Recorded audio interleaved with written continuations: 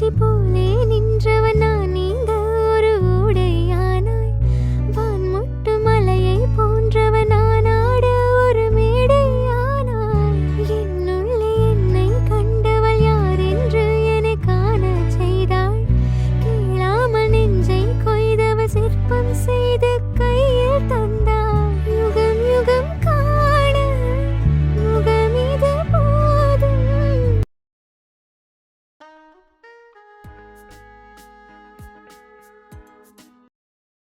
Hi friends, எல்லோருக்கும் வணக்கம். Welcome to Anitha life style. எல்லோரும் எப்படி இருக்கீங்க? ஹோப் எல்லோரும் ஹெல்த்தியாக ஹாப்பியாக இருக்கீங்கன்னு நம்புகிறேன். இன்றைக்கி ஆஃப்டர்நூனுக்கு மேலே சின்னதாக ஒரு ஷாப்பிங் ஒர்க் இருக்குது. அதனால் நானும் பாப்பாங்களும் கிளம்பிக்கிட்டு இருக்கோம். மார்னிங்கே வெண்பொங்கல் வச்சு சாம்பார் சட்னி எல்லாம் வச்சு நல்லா திருப்தியாக சாப்பிட்டோம். அதனால் ஆஃப்டர்நூன் பசிக்கலை. நட்ஸ் மில்க் தான் போட்டு குடிச்சிட்டு அப்படியே கிளம்பிட்டோம். வீடியோவில் காட்டுறேன் இல்லையா, இந்த அவுட்ஃபிட் தான் நான் வியர் பண்ணியிருந்தேன். நல்லா க்ரீமி கலரில் எலகன்ட் லுக்கில் நல்லாயிருக்கும். அது கூடவே இந்த பேங்கிளும் வியர் பண்ணிவிட்டு சிம்பிளாக கிளம்பியாச்சு. குட்டி பாப்பாக்கு தான் பர்த்டே வரப்போகுது, அதனால் ட்ரெஸ் வாங்கலாம் ரெடிமேட் ஷாப்புக்கு தான் போயிருந்தோம். கலெக்ஷன்லாம் நல்லா இருந்துச்சு. நான் மேக்ஸி டைப்பில் தான் பார்த்துருந்தேன். அதனால் கொஞ்சம் லென்த்தியாக இருக்கும். இந்த பார்ட்டி வரனால ஒரு 2 இயர்ஸ் 3 இயர்ஸ் கூட நம்ம ஃபங்க்ஷன் ஏதாச்சும் வந்தால் வச்சு போட்டுக்கலாம். எல்லாமே 1000 1500 2000 இந்த மாதிரி ரேட்டு போட்டு எடுக்கிறனால கொஞ்சம் லென்த்தியாக எடுத்தால் நமக்கு யூஸ்ஃபுல்லாக இருக்கும். 4 o'clock கிளம்பி போயிருந்தோம். பாப்பாவுக்கு செலக்ட் பண்ணி முடிக்க 1 hour ஆச்சு. நமக்கு பிடிச்ச ட்ரெஸ் வந்துட்டு கொஞ்சம் லென்த்தியாக கிடைக்கல. அப்புறம் 3 ட்ரெஸ் மட்டும் சூப்பராக இருந்துச்சு. அதில் எது செலக்ட் பண்ணுறதுன்னு கொஞ்சம் கன்ஃபியூஷனாக இருந்துச்சு. அந்த 3 ட்ரெஸ் மட்டும் எடுத்து தனியாக வச்சுருக்க சொல்லியிருந்தோம். ஹஸ்பண்ட் ஆஃபீஸ் முடிஞ்சு வரதுக்கு 6:30 ஆகும். அவங்க வந்து செலக்ட் பண்ணுவாங்க.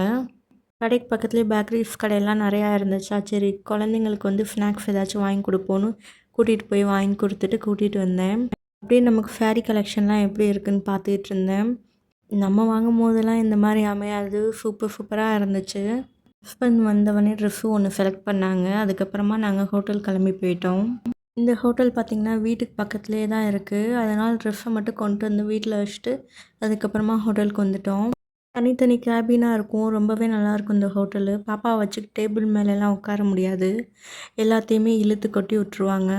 இங்கே ஃபுட்டு எல்லாமே நல்லாயிருக்கும். நாங்கள் வந்துட்டு தந்தூரி சிக்கன், பட்டர் நான், அப்புறம் பன்னீர் நூடுல்ஸ், ஷவர்மா இதெல்லாம் ஆர்டர் பண்ணியிருந்தோம்.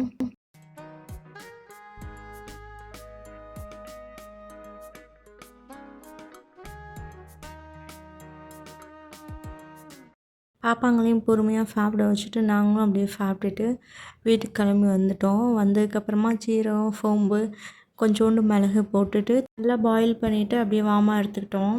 அப்படியே வீடியோ வந்து நெக்ஸ்ட் டே ஈவினிங் ஸ்டார்ட் ஆகுது. ஃபர்ஸ்ட் வந்து ஸ்ப்ரவுட் ராகி மால்ட்டில் வந்துட்டு பணியாரம் பண்ண போகிறேன். அதோட ரெசிபி பார்க்கலாம்.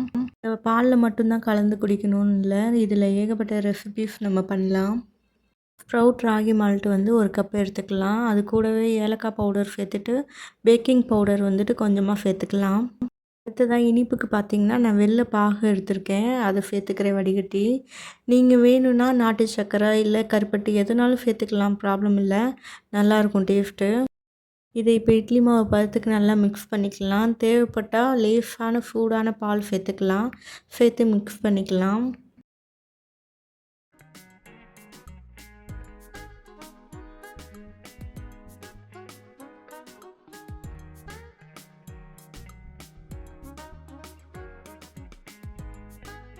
இந்த பவுடரை வச்சு கஞ்சி காய்ச்சிக்கலாம், லட்டு பண்ணலாம், மில்க் ஷேக் பண்ணலாம், பேன் கேக்கு, அப்புறம் இனிப்பு அடை, கார அடை எல்லாமே பண்ணலாம். இதை நல்லா மிக்ஸ் பண்ணிவிட்டு ஒரு 10 மினிட்ஸ் மட்டும் நம்ம ரெஸ்ட் கொடுத்துக்கலாம். கொடுத்ததுக்கப்புறமா நம்ம பணியாரக்கல்லில் வச்சு நார்மலாக பணியாரம் ஊற்றுற மாதிரி ஊற்றி எடுத்துக்கலாம்.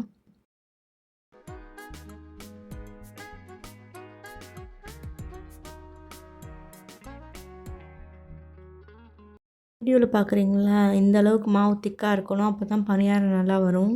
இது ஒரு 10 மினிட்ஸ் விட்டுட்டு நம்ம நார்மலாக பணியாரம் ஊற்றுற மாதிரி ஊற்றி எடுத்துக்கலாம். நான் பணியாரக்கல்லில் நெய் சேர்த்து பணியாரம் ஊற்றி எடுத்துக்கிறேன்.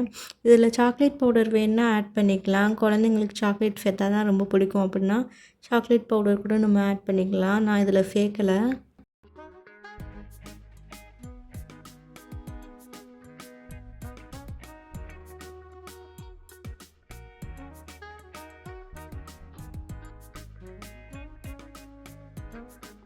சீக்கிரமே வெந்துடும். ரொம்ப குயிக்காக ஊற்றி எடுத்துடலாம். அடுத்ததாக பேன் கேக் பண்ணும்போது உங்களுக்கு வீடியோ ஷேர் பண்ணுறேன்.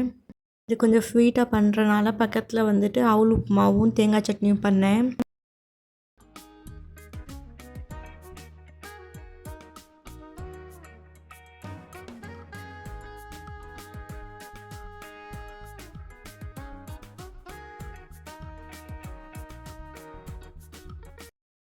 பாப்பா ஸ்கூல் விட்டு வந்ததும் பணியாரம், உப்புமா, தேங்காய் சட்னி இது எல்லாமே பிளேட்டில் வச்சு கொடுத்துட்டேன். நானும் ஹஸ்பண்டும் அப்படியே நைட் டின்னராகவே இதை சாப்பிட்டுக்கிட்டோம். டின்னர் வேலையெல்லாம் முடிஞ்சனால kitchen counter top free arrange work இருக்குது, அதை தான் பார்த்துட்ருக்கேன். அதுக்கான திங்ஸும் கொஞ்சம் ஆர்டர் பண்ணி வச்சுருந்தேன். ஆனால் அரேஞ்ச் பண்ண கரெக்டான டைம் கிடைக்கல. இப்போ தான் அரேஞ்ச் பண்ண போகிறேன்.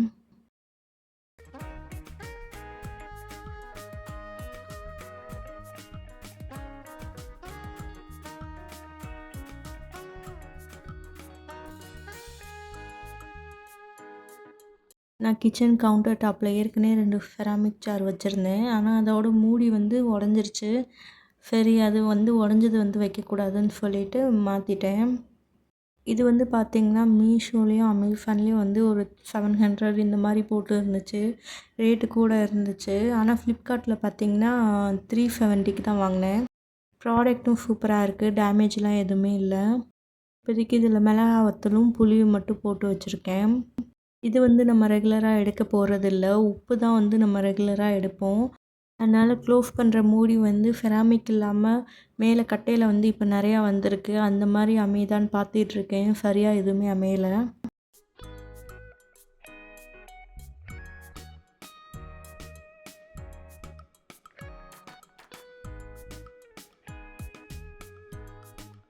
இது வந்து ஃப்ளிப்கார்ட்டில் தான் வாங்கினேன். 3 பீஸ் வந்துட்டு 170 வந்துச்சு. நான் மொத்தம் 2 செட்டு ஆர்டர் பண்ணியிருந்தேன். 6 பீஸ் வந்துச்சு.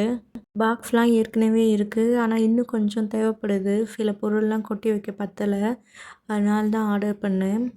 இப்போ இந்த 6 பீஸையும் ஓப்பன் பண்ணிவிட்டு எதுவும் டேமேஜ் இருக்கான்னு செக் பண்ணிக்கலாம். இல்லைன்னா வந்துட்டு நம்ம வாஷ் பண்ணிவிட்டு அதை தொடச்சி அதுக்கு தேவையான திங்ஸ் வந்து கொட்டி வச்சிடலாம்.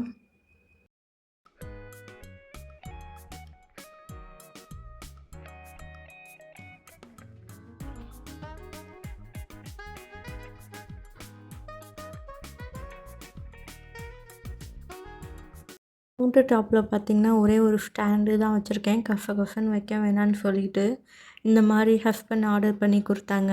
இது வால்லையும் மாட்டிக்கலாம், இல்லைன்னா அப்படியே கவுண்டர் டாப் மேலே வச்சுக்கலாம்.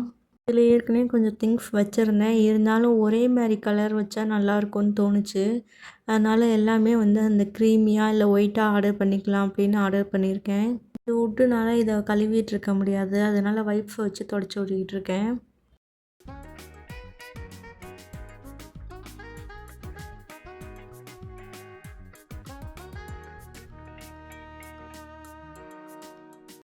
டெய்லி ஒரு 2 டைம்ஸ் இல்லை 3 டைம்ஸ் நம்ம ஒரு பொருளை எடுப்போம் இல்லையா, அது மட்டும்தான் நான் இதில் கொட்டி வச்சிட்ருக்கேன். கவுண்டர் டாப் மேலே அதை வச்சா நமக்கு ஈஸியாக இருக்கும்ல. அதனால் உப்பு, மிளகா, நாட்டு சர்க்கரை, அப்புறம் நம்ம ஸ்ப்ரவுட் ராகி மால்ட் அரைச்சோம்ல அதுவும் கொட்டி வச்சுருக்கேன். அப்புறம் டீ தூளையும் கொட்டி வச்சாச்சு. இப்போதைக்கு வந்து 4 பாக்ஸ் தான் கம்ப்ளீட் ஆகியிருக்கு. இன்னும் 2 பாக்ஸில் என்ன கண்டிப்பாக நம்ம வந்துட்டு டெய்லியும் ரெகுலராக எடுப்போமோ அதை கொட்டி வச்சுக்கலான்னு இப்போதைக்கு வச்சுருக்கேன். இன்னும் கல் உப்பு கொட்டி வைக்க செராமிக் ஜாரும், அப்புறம் இதுலேயே இன்னும் 2 பாக்ஸ் ஆர்டர் பண்ணால் கிச்சன் கவுண்டர் டாப்பில் அழகாக இருக்கும். ஃபஸ்ட்டு வந்து செட் பண்ணி வச்சுட்டு அதுக்கப்புறமா எது வேணும்னு பார்த்துட்டு ஆர்டர் பண்ணிக்கலான்னு தான் செட் பண்ணிகிட்ருக்கேன்.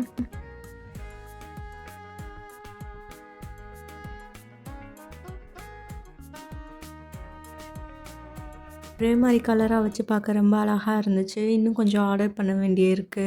இப்போதைக்கு இப்படி தான் லுக் இருக்குது. இன்னும் கொஞ்சம் ஆர்டர் பண்ணி செட் பண்ணுற ஒர்க் இருக்குது. எல்லாமே செட் பண்ணிவிட்டு ஃபைனலாக எப்படி இருக்குன்னு பார்க்கலாம். இது வரைக்கும் நம்ம வீடியோ பார்த்த எல்லாருக்கும் நன்றி. Keep supporting me and thanks for வாட்சிங்.